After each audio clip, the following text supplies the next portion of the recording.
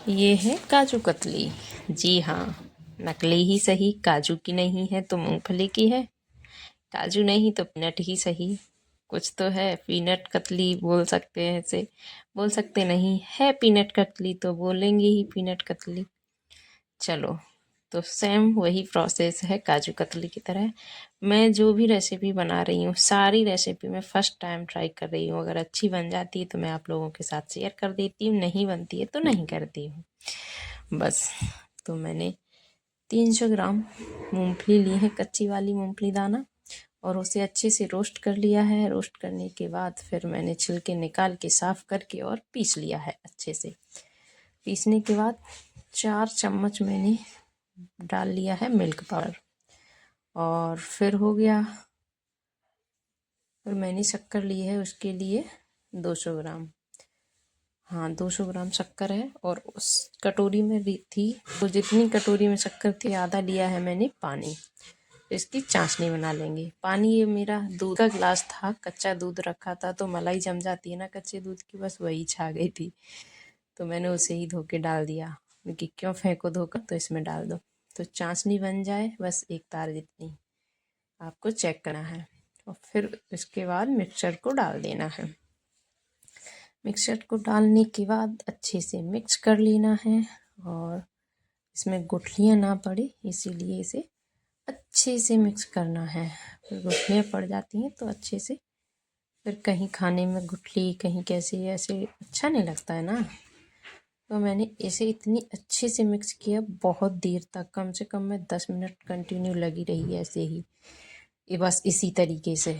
मैंने कहा बिल्कुल भी नहीं रहने दूंगी। और दाने दाने इसलिए दिख रहे हैं इसमें क्योंकि ये मूंगफली जब मैंने पीसी ना तो उसका खुद का ही तेल रिलीज होने लगा, तो फिर ये गीला हो गया फिस्ट तेल की वजह से, तो फिर ज़्यादा ये बारीक नहीं हो पाया, पाउडर फॉर्म में नहीं था। तो मैंने फिर ऐसा ही डाल लिया। फिर इसे मैंने 10 मिनट बनाने के बाद ठंडा होने के लिए छोड़ा, तब मैंने गैस बंद कर दी और फिर मैंने डाला उसमें 1 चम्मच घी। 1 चम्मच घी डालने के बाद मैंने अच्छे से मिक्स कर लिया है, क्योंकि कढ़ाई थी गरम और अभी भी बबल्स आ रहे हैं, आप देख सकते हैं। और इसे मैंने तब तक चलाया जब तक ये ऑटोमेटिक कढ़ाई बिल्कुल ही नहीं छोड़ने लगी, तब तक मैंने इसे चलाया। और चलाते चलाते ये कढ़ाई छोड़ने लगी, फिर मैंने छोड़ दिया इसे ठंडा होने के लिए। थोड़ा ठंडा हो गया तो मैंने पहले कोशिश की कि बटर पेपर पे डालूं, पर नहीं, बटर पेपर पे नहीं। फिर मैंने इसे किया, कोई बड़ा सा बर्तन है ये, परात मैंने की उल्टी। इस पे यहाँ जो ये लगा दिख रहा है यही मिक्सचर है ना, आप कुछ और समझो। मैंने यहाँ पहले देखी थी गोली बना के, तो गरम था तो मैंने यहीं रख दिया था तो ये चिपका रह गया है।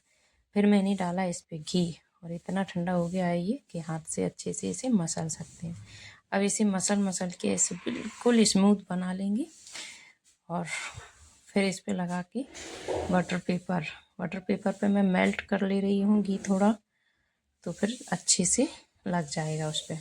तो ऐसे मसल मसल के इसे अच्छे से कर लेना है, एकदम स्मूथ टेक्सचर उसका आ जाए बस। अब इस पर बटर पेपर मैंने काट लिया है, और ये मेल्टेड घी था तो मैंने बस वो लगवा दिया है।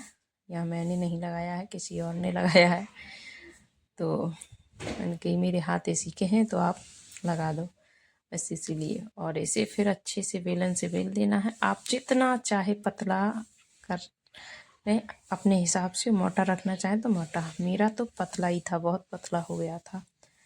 बोल भी रही थी मम्मी इतना पतला क्यों कर लिया, कि चल ठीक है, मैंने इतना बेल दिया कि पतला हो गया।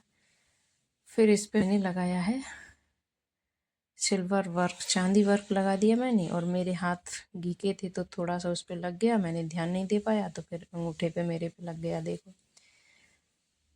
तो फिर मैंने दूसरा भी लगा दिया, एक से काम चल जाता, एक मेरा बिखर गया तो फिर मैंने आधा और लगा दिया। फिर 5 मिनट के लिए उसे छोड़ दिया, फिर मैंने इसमें अच्छे से कट लगा लिए हैं।